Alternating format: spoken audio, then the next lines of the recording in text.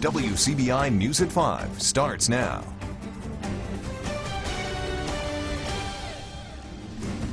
Good afternoon, everyone. Thank you for joining us for this special March Madness edition of WCBI News. I'm so excited I can barely say it. There you go. A break-in, fire, and vandalism at Houston High School early this morning, and police arrest a former student. Our Victoria Bailey was on campus today as cleanup got underway. She joins us now in the studio with more on exactly what happened. Victoria?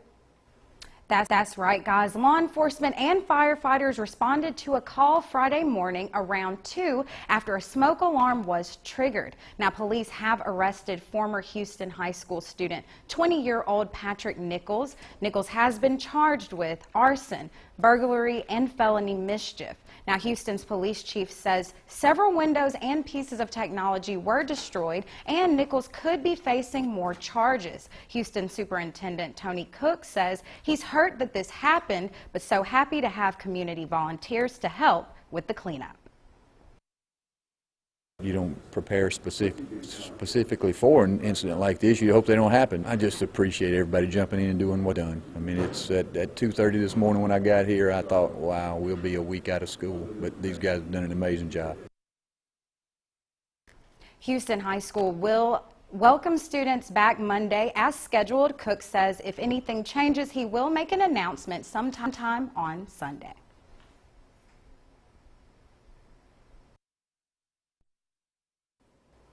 All right, Victoria in our studio with that story. The names of those arrested earlier this week at a Columbus convenience store brawl are released. Police Chief Fred Shelton says 25-year-old DeMonte Harris was charged with possession of cocaine.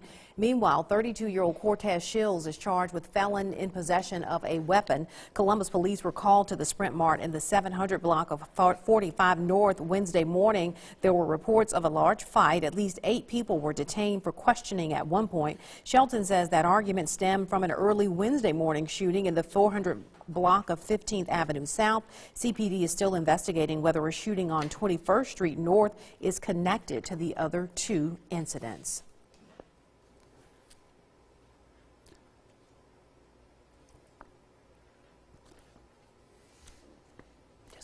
A federal lawsuit claims Webster County deputies used excessive force during a March 3rd pursuit. Robert Sally says he and his girlfriend got lost on a Webster County back road while on the way to a family barbecue. Sally says he somehow wound up on Highway 50 and turned around to get back on track and did not see a Webster County safety checkpoint. Deputies started the pursuit believing Sally was avoiding the roadblock. The chase ended in Grenada County, where Sally's car ran in a ditch. The lawsuit says Webster deputies got out of their patrol cars and ordered Sally to surrender, but he was able to free his car and start driving away. Attorney Carlos Moore says that's when one deputy wounded Sally in the shoulder and the arm. The chase ended at the suspect's mother's home, where Sally hid under a truck in the backyard. Sally claims that's when he was attacked by a police dog before being arrested. The suit seeks a minimum of $1 million in damages. You can read the entire suit on our website, WCBI.com. A man being arrested for drug charges gets slapped with another charge after agents find a weapon. 42-year-old Teddy Wyndham was arrested by North Mississippi narcotics agents on a warrant for possession of methadone on Tuesday. While searching him, the agent found a switchblade knife. Investigators say Wyndham is already a convicted felon and by law is not allowed to have a switchblade. On top of the methadone possession charge, he's also charged with possession of a weapon by a felon. His bond is set at $3,000. Tupelo police need your help finding a missing teen. Brookley Armstrong was last seen March 12th on Rachel Street in Tupelo. The 15-year-old is 5'10" and weighs around 150 pounds. At last sight, Brookley was wearing gray Nike shoes, white Nike shorts, and a blue Tupelo band hoodie. If you know where she is tonight, call local law enforcement. All right, time now to get a first look at our forecast on this Friday. All right, we turn things over to Chief Meteorologist Keith Gibson. Keith? Joy, Andra, we've had some clouds as expected, showers as expected, cooler temperatures as well, upper 50s and low 60s as of right now. The steadier rain now shifting away, still some lingering showers across northeast Mississippi and west Alabama. As we look at the bigger picture, you should be able to see that the bulk of the rain now is shifting off to our east. I think there we go. There's graphic switch. Bulk of the rain shifting to our east. I can't rule out an isolated shower or storm as we go throughout the rest of this evening and tonight. That strong storm chance we were talking about yesterday about being in play for tonight, that does not look like it's going to happen. That's good news. Down into the 50s tonight, and we are headed back into the upper 70s to the low 80s tomorrow. A pretty warm day for us. More in just a few minutes. The White House insisting rumors of more personnel upheaval in the West Wing are just not true. Mola Lingi has more details from the White House. The White House is busy trying to extinguish rumors President Trump is ready to fire more staffers. We don't have any personnel changes at this time. Chief of Staff General John Kelly met with reporters Friday morning to try and dispel the notion he's resigning. And the White House shot down stories the president will soon replace National Security Advisor H.R. McMaster. The president said that it was not accurate and he had no intention of changing, that they had a great working relationship and he looked forward to continue working with him. Despite reassurances, both administration and congressional sources tell CBS News McMaster is at risk of losing his job. McMaster, a three-star general, and President Trump never really gelled. Former UN Ambassador John Bolton is a leading candidate to take the position if the president makes a change. McMaster did meet with President Trump at the White House Friday. This White House has already seen big changes with more than 20 senior staffers who have been fired, resigned, or reassigned. Mola Lingi, CBS News, the White House. And get out your scorecards. It's election season in Mississippi. Chris McDaniel, a Tea Party Republican, changed his mind this week about challenging Republican Senator Roger Wicker. As we reported earlier, McDaniel has now announced his intentions to run in a special election. The issues surrounding that decision are what will make Mississippi politics a bit of a spectacle in the weeks and months ahead. WCBI's Parker King speaks with political analyst Dr. Marty Wiseman, and Parker joins us live in the studio with more. Parker? What McDaniel has done with this decision is given himself a little bit more time to build momentum for a seat he lost 2 years ago. His problem is his party could have other plans for that seat, and that division could give Democrats a chance to fill a seat that Cochran has kept red for decades. State Senator Chris McDaniel switched to the November 6th special election for retiring U.S. Senator Thad Cochran's seat. That race is one of many political twists and turns in Mississippi. It's going to be 36 months of just very intriguing politics all the way around. Dr. Marty Wiseman is the former director of the Stennis Institute of Government and Community Development at Mississippi State University. He says McDaniel may have given himself more time to build his campaign between now and November, but his competition is former U.S. Secretary of Agriculture Mike Espy, a name as notable as Roger Wicker's. It's not going to be any picnic beating him with his name recognition, so he's going to have to take it very seriously. What's different about the November election is it's a free-for-all. Any candidate from any party willing to raise the funds can run. Looking at the special election, because what you have there, whether you have 5 or 105 elected, everybody's in one pack, and whoever gets 50% plus one can win on the first day. Or it could go into a runoff between the top two candidates. Tensions between McDaniel and state Republicans could potentially give Espy the upper hand. You get 3 or 4 Republicans in there because you don't want McDaniel in there, the establishment side of the Republican Party, then and the Democrats coalesce around Espy, and you could have Espy take advantage of that 50% plus one because it gets split all over the place with the Republicans. Which could give Espy a clear shot at the vacant seat, a seat Cochran kept red for over 40 years. Parker King, WCBI News.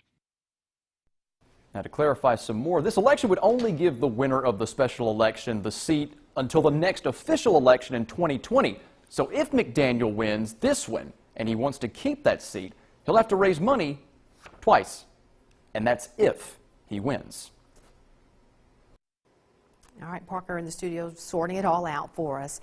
The Columbus School Board continues the search for the next person to lead the district. Applications will be taken until next Friday. The Board of Trustees hoping to make a decision by June 4th. Former Superintendent Dr. Philip Hickman was fired in January. Board leaders want people to attend an upcoming community stakeholder meeting, which there will be several, the first of which starts next week. Thus far, from the reportings I've gotten back, we've had a good application flow coming in. Of course, MSBA continues to reiterate that most of the applicants will submit the last week or so of the window closing. That window for our search will close on at 5 p.m. on Friday, March the 23rd. The board discussed potential litigation this morning in executive session. No information, however, was released from that session. It's been a work in progress for years. Now dirt is moving on the new storm shelter in downtown Louisville. Once complete, the structure will be able to hold 2,000 people. Ongoing construction will divert traffic into the downtown area. Mayor Will Hill wants drivers to know the inconvenience will be well worth their safety in the long run. It's a historical moment, really, for this community. The fact to have this type structure be a permanent structure that can serve the entire community, and this definitely will impede traffic for a while. But there's one block that'll be a one-way street, and just want to remind everyone to be mindful of that, starting back after spring break, and just pardon our progress. And we just ask, like we've been doing for 3 to 4 years now, just give us some patience. Patience is what we need. Construction will be complete at the end of 2018. Starkville is hosting thousands of visitors this weekend, and they're coming despite the rain. That's right. We'll have a live report from the Mississippi State campus when we come back. Thousands of college sports fans are pouring into Starkville this weekend with the NCAA tournament in town, as well as women's tennis and men's baseball teams in action. The college town is preparing for a pretty big rush. Yeah, no shortage of things to do, huh? Our Quentin Smith is in Starkville and joins us live with more on this weekend's activities. Yeah, Joey, Stark Vegas is definitely the place to be this weekend, especially if you're a Mississippi State fan. This weekend, 3 MSU teams will be in action. Tonight, the men's baseball team opening up conference play, and then on tomorrow, the women's tennis team will take to the court, and of course, everything will be capped off when the women's basketball team plays in the NCAA tournament. Now, I do want to point out, Mississippi State fans aren't the only fans in town this weekend. I saw a busload of Vanderbilt fans and Oklahoma State fans here in town ready to cheer on their teams this weekend as well. Now, I spoke with a store owner. He tells me he's been preparing for this weekend well in advance. Says he brought in extra staff, make sure he's well stocked on everything, just to make sure he's ready for the foot traffic that's coming this weekend.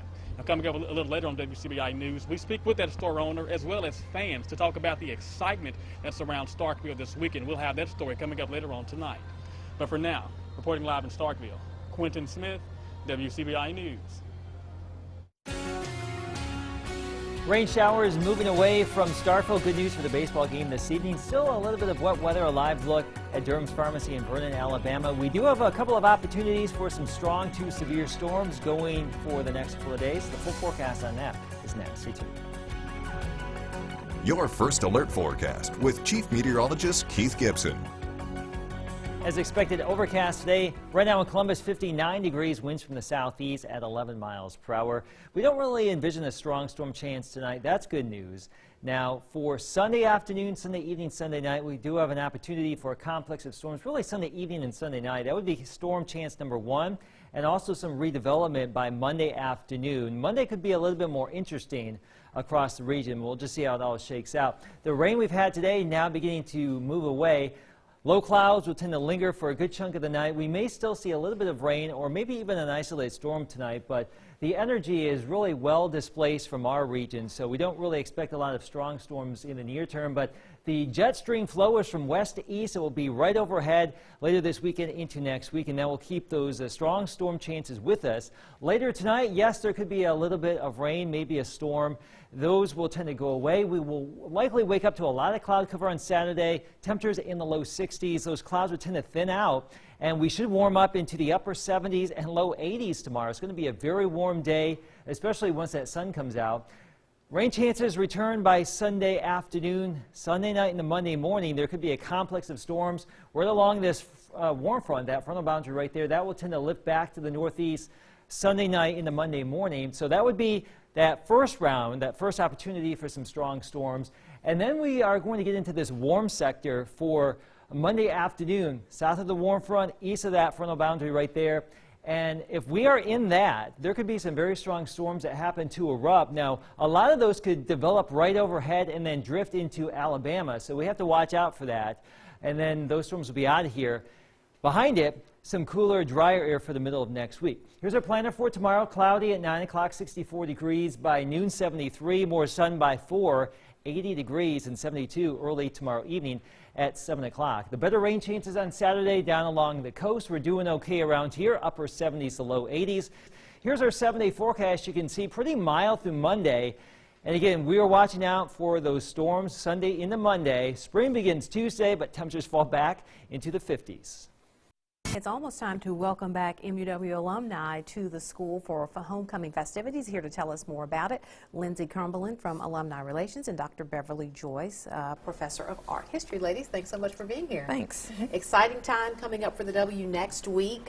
So tell us, get us started, Lindsay, about homecoming. Sure. So we're super excited at the W about having all of our alumni and friends come back to visit us. It starts off on Thursday, March 22nd. It lasts all the way through Sunday, March 25th. And we've got a lot of great festivities planned. Like I said, we do start off on Thursday. We will have a Nell Pill Wolf lecture series with John Edge there. And then this year we're celebrating our 50th class of 1968. And those are our Golden Girls. So we'll have a Golden Girl lunch on Saturday for them. And I have Dr. Beverly Joyce here to tell us a little bit about a Friday event, the art exhibitions at Welcome Home Center. All right, so get us started about that, Dr. Joyce. Okay. I'm also the director of the galleries, MUW Galleries, and we have 4 exhibitions and a rededication ceremony on that Friday. In our big gallery, which we're renaming for Dr. Hudson, that day we have Terry Cherry, the art of Terry Cherry, and he's an art instructor at EMCC at Scuba. We also have, in our permanent collections gallery, we have Elaine Goodman, a local, very well known, and a newcomer. His name is Herb Reith, and we have in our foyer, we're honoring Larry Feeney, and we have some Walter Anderson prints up in our Gallery B. All right, so it's all very exciting, kicking off on March 22nd. If you want more information about festivities, times, and locations, longblueline.muw.edu. Ladies, thanks so much for being here. Good luck. I'm pretty sure we'll be at a few of those activities next week. Thanks, Audrey. All right, stay with us. We'll be right back to wrap up. In our next half hour, Allie Martin catches up with Senator Roger Wicker today in New Orleans. Everybody wants to hear from him. Absolutely. So stick around with us on this extended edition of WCBI News. We'll be right back.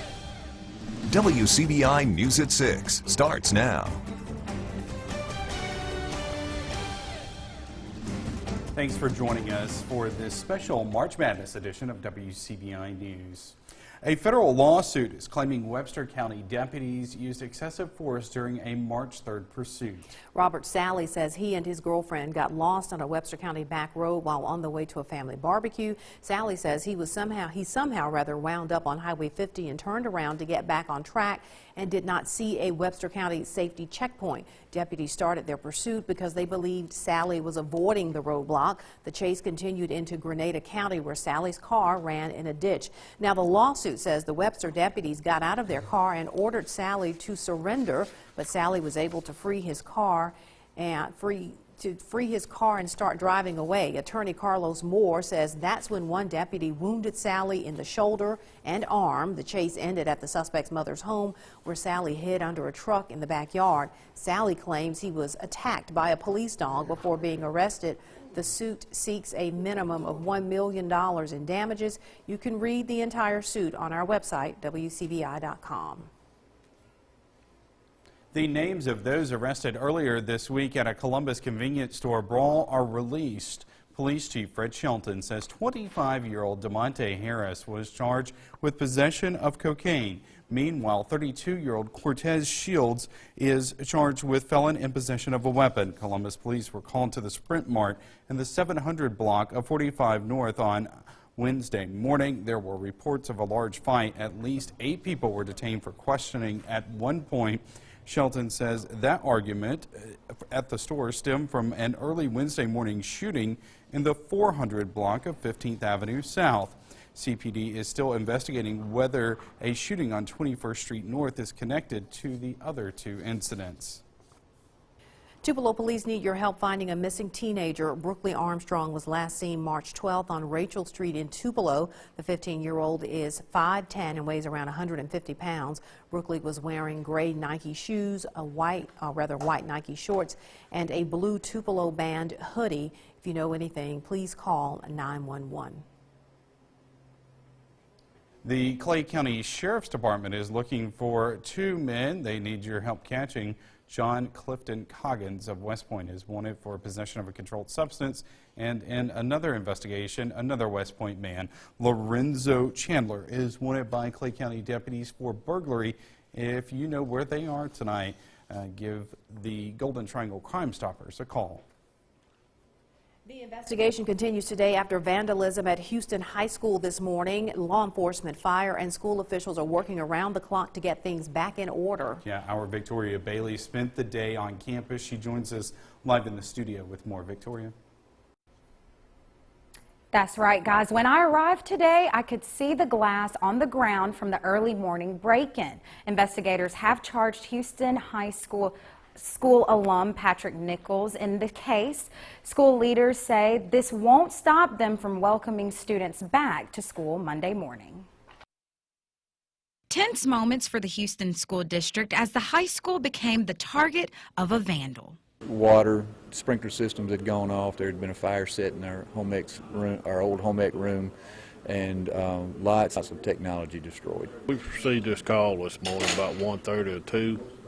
Officer arrived on scene here at the high school for a fire alarm.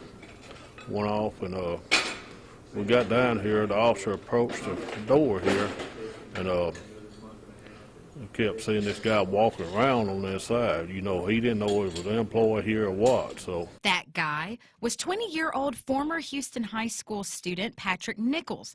Houston Police Chief Billy Voll says shortly after the officer checked the scene, Nichols let him in and the officer was able to make an arrest. Nichols was charged later Friday morning. Well, one of them going to be arson, fellow mistress, and a burglary. Yes, sir. More charges pending. Houston School Superintendent Tony Cook says he's heard this happened, but so happy to have community volunteers to help with the cleanup. You don't prepare specifically for an incident like this. You hope they don't happen. I just appreciate everybody jumping in and doing what they've done. I mean, it's at 2:30 this morning when I got here, I thought, wow, we'll be a week out of school. But these guys have done an amazing job. Houston High will be opening to welcome students back on Monday as scheduled. Cook says if anything changes, he will make an announcement sometime on Sunday. Good to see the community coming out to help out with that today. Yeah, a lot of hard work there. Time to turn things over to Chief Meteorologist Keith Gibson. He joins us with a soggy first look at our forecast.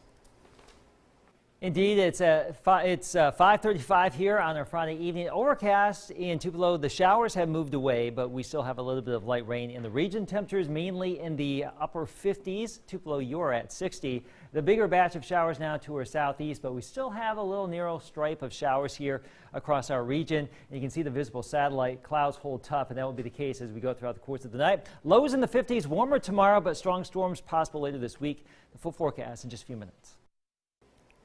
Winston County residents will soon be able to breathe a little easier when storms strike. Dirt work is underway for a new storm shelter in downtown Louisville. The structure will be able to hold 2,000 people. There will be some short-term headaches. Construction will divert traffic into the downtown area.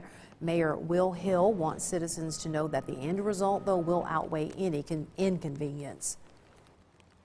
It's a historical moment, really, for this community. The fact to have this type structure be a permanent structure that can serve the entire community, and this definitely will impede traffic for a while.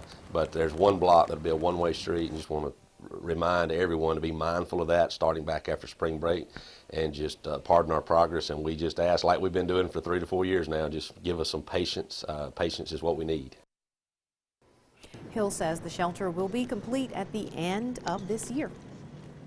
The Columbus Municipal School District continues to search for the next person to lead that district. Applications will be taken until next Friday. The Board of Trustees hopes to make a decision by June 4th. Former Superintendent Dr. Philip Hickman was fired in January. Board leaders want people to attend upcoming community stakeholder meetings, which start next week. Thus far, from the reportings I've gotten back, we've had a good application flow coming in. Of course, MSBA continues to reiterate that most of the applicants will submit the last week or so of the window closing. That window for our search will close on at 5 p.m. on Friday, March the 23rd. The board discussed potential litigation this morning in executive session. No information was released from that session. Mississippi Senator Roger Wicker said it has been a productive 14 months since President Donald Trump took office. The Republican lawmaker made a stop in New Albany today and also talked to WCBI's Allie Martin about his re-election campaign and how Chris McDaniel's plans to run for Senator Cochran's seat could impact the GOP. Campaign speeches are not allowed at the Rotary Club of New Albany, so in his speech, Senator Wicker steered clear of any references to Chris McDaniel, who was Wicker's challenger until a few days ago. That's when the state senator said he would switch races and run for Senator Thad Cochran's seat, who is retiring next month. What I said when that announcement was made is that Gail and I are going to keep campaigning like we always have.